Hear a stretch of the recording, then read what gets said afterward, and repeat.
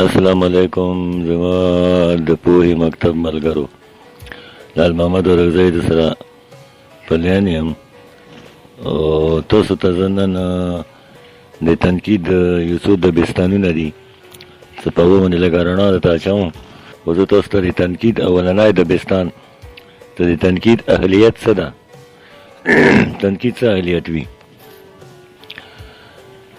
د تنقید داسې څیز دی چې صرف په ادب کې نه بلکې په عام ژوند کې هم د تنقید نه بغیر انساني ارتقا نشي کېدی یعنې د انسان طبیعت دا دی چې هغه د ښه نه ښه په تلاش کې وي خو دې نه علاوه دا هم د فطرت یو قانون دی چې اقدار بدلیږي زمانه بدلیږي یعنی زمانه ودرېدی نشي تغیر کوي او مخ په وړاندې ځي نو دا چې مخ په وړاندې ځي نو دا د ښه نه ښه په تلاش کې ځي د ښه نه ښه په تلاش کې ګرځي دا کوم چې د بدلون عمل دی او کوم چې د ښه نه ښه تلاش عمل دی دا په حقیقت کې یو تخلیقي او تنقیدي عمل دی یعنی د انسان په مخ کې چې کوم څیزونه موجود وي نو هغه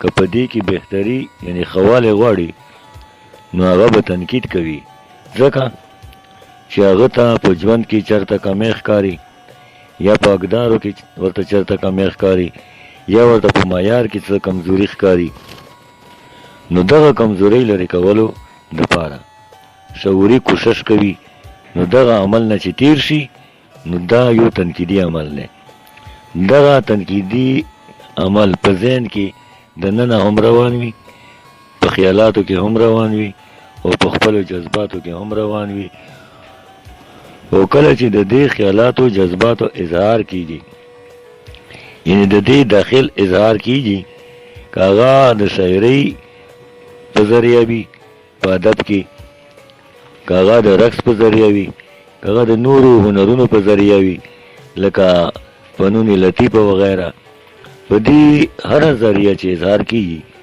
نو هغه تخلیق مخې ته راځي نو تخلیق هلته کیږي چې یو تنقیدي عمل ورسره روان وي یو آسان مثال زه تاسو ته درکوم آسان مثال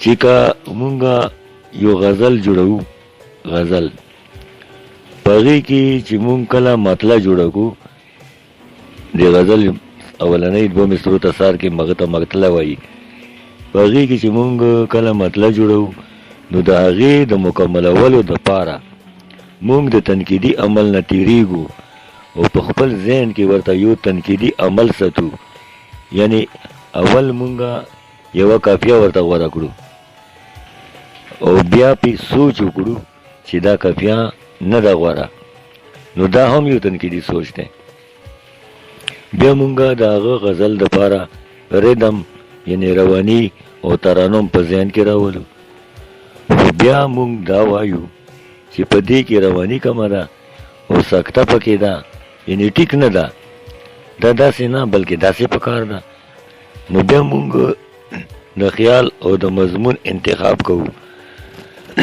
بخنه بیا مونږ د خیال او د مضمون انتخاب څنګه کوو مونږ وایو چې دا مضمون زه بیانوم نو دا مضمون خو پلانکي سړي هم بیان کړی دی دا ډېر زوړ مضمون دی تکرار دی نو بیا هغه مضمون کې مونږ د جدت راوستلو کوشش کوو یعنی نویوالې کوشش ورکې کوو بیا هم مونږ دننه یو تنقیدي عمل سره روان یو او لګیا یو په جهد کې یو او کله چې مونږ دې تنقیدي عمل نه تیر شو یعنی زه ښه مطمئن شم چې دا مطلع بس داسې پکار ده او بیا زه د هغې اظهار وکم هغه قلم ته وسپارم هغه د غزل برخه جوړه کړم یعنی ما گویا د تخلیق نه مخکې یو تنقیدي عمل وکړو تخلیق مې وکړو نو دغه تخلیق نه چې زه څه پیش کوم نو دا به د عام ولس دپاره یو څیز وي یو شی به وي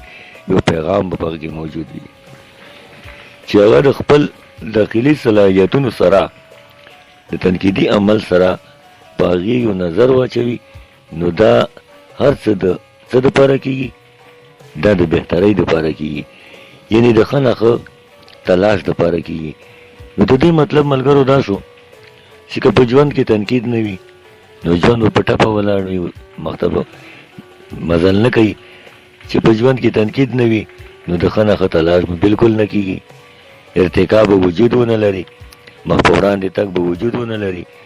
اوس مونږ که په خپلو خیرنو جامو هم تنقید ونه کړو نو زمونږ جامې نشي پاکېدی. مونږ که په خپل چال چلن او په خپلو ګرځېدو تنقید ونه کړو نو زمونږ چال چلن ګرځېدل نشي ښه کېدی. مونږ که په خپل خوراک تنقید ونه کړو نو زمونږ خوراک نشي ښه کېدی. نو د دې مطلب دا شو چې تنقید او ارتقا، تنقید او مخ په وړاندې تګ، تنقید او په ژوند کې حرکت او حرارت، دا ټول څه شی دي؟ دا ټول لازم او ملزوم دي. نو ضرورت خو دومره زیات دی. اوس رسو مونږ د تنقید ضرورت ته دویم نمبر کې. دا دویم د پاکستان د تنقید ضرورت تاسو ته یو منټ غوړي خبره پکاو.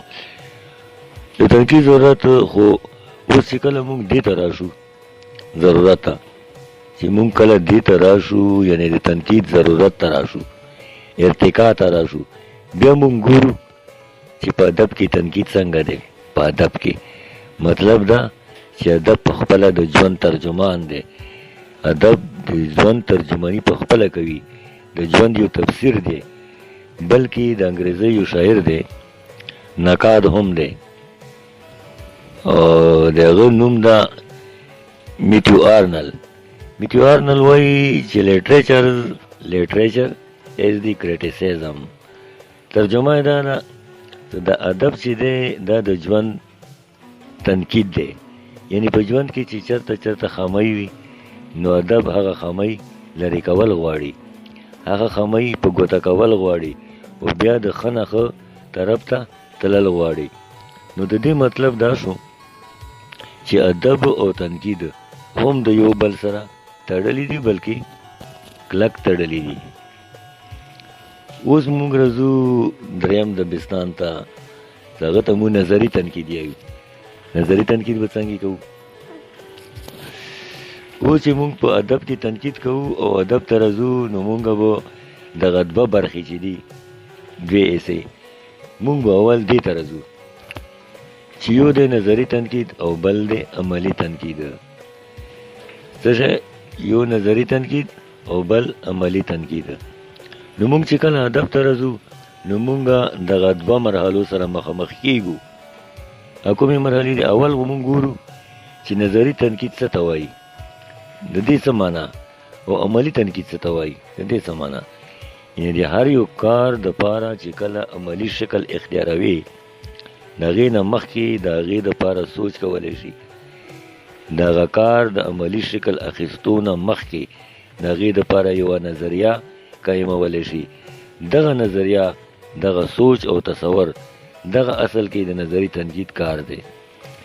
یعنی په نظري تنقید کې یا نظریاتي تنقید کې د یو تخلیق دپاره یا د ادب د یو صنف دپاره اصول او قاعدې جوړوو او ورسره طور طریقې جوړوو. مثلا چې یو ناول به څنګه لیکلی شي، نو په نظري تنقید کې دا وي چې په ناول کې خو تیم پکار ده، په ناول کې خو پلاټ پکار ده، په ناول کې کیسه پکار ده، په ناول کې مؤثر انجام پکار ده، یو پیغام ورکې پکار ده.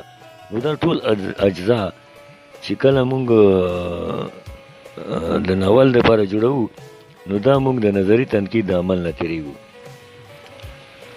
دغه شان که مونږ په غزل سوچ وکړو چې غزل کې څه پکار دي، په غزل کې چې کوم خصوصیات دي او اصول دي، ضوابط او قواعد دي، طور طریقې دي، هغه چې مونږ جوړوو نو دا مونږ د نظري تنقید نه تېرېږو. دغه شان افسانه، ډرامه او نور اصناف چې دي د دې دپاره چې کومې نظریې، کوم اصول او کوم چوکاټونه جوړیږي دا ټول نظري تنقید دی. د نظري تنقید مرحله چې کله مکمله شي نو بیا عملي تنقید شروع شي. اوس تاسو ته زه عملي تنقید باندې لږه رڼا اچوم.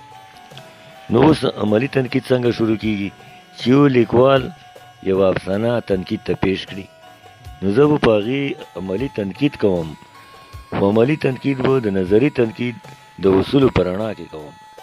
یعنې ما ته په نظري تنقید کې دا معلومات شوي وو چې یوې افسانې دپاره تیم، پلاټ، انجام، پیغام پکار ده.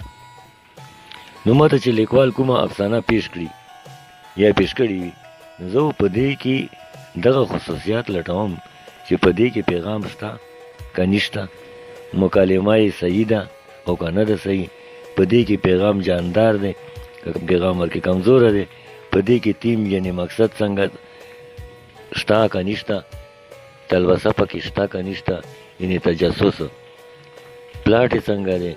ځکه چې ما د نظري تنقید کې اصول وضع کړي دي، په عملي تنقید کې به هغه اپلای کوم. نو دا به په ژوند کې یا په هر څیز کې نظریه او عمل لازم او ملزم څیزونه دي. یعنې اصل مثال یې دا دی، اصل مثال چې مونږ چې کله مونځ کوو، نو د منځه دپاره به اول څه کوو؟ نیت کوو. یعنې زمونږ دا سوچ وي چې زه 4 رکعته کوم که 2 رکعته کوم، د سهار وخت دی که د څه وخت دی. نو بیا هغه نیت ته عملي شکل زه د مونځ په شکل کې ورکوم. مطلب دا دی چې نظریه او عمل د یو بل نه جدا کېدی نشي. دا نظریه چې ده دغه د نظري تنقید کار دی، او د عمل چې دی دا د عملي تنقید کار دی. نو د هر څه چې ادب ته راشي، نو بیا په ادب کې اپلای کېږي، یعنې عمل کې راځي. نو دا 2 خو غټې مرحلې دي. د دې نه پس چې د تنقید کوم نور د بستانونه دي، مونږ هغې ته راځو. په دې کې څه زړه د بستانونه دي چې هغه د افلاطون، ارسطو او د سقراط د وخت نه طور طریقې وضع شوي دي. یو تشریحي تنقید، څنګه مونږ هې سره لیکو تشریحي تنقید، او بل دا تشریحي عین سره لیکل شي تشریحي تنقید. دې ته په انګریزي کې وایي جوډیشنل کریټیسیزم ورته وایي. په دې باندې به آینده پروګرام کې انشاءالله خبرې کوو. او اوس د نه تر راتلونکې اونۍ پورې اجازه غواړم. په لوی الله باندې مسپارم. د الله په امان.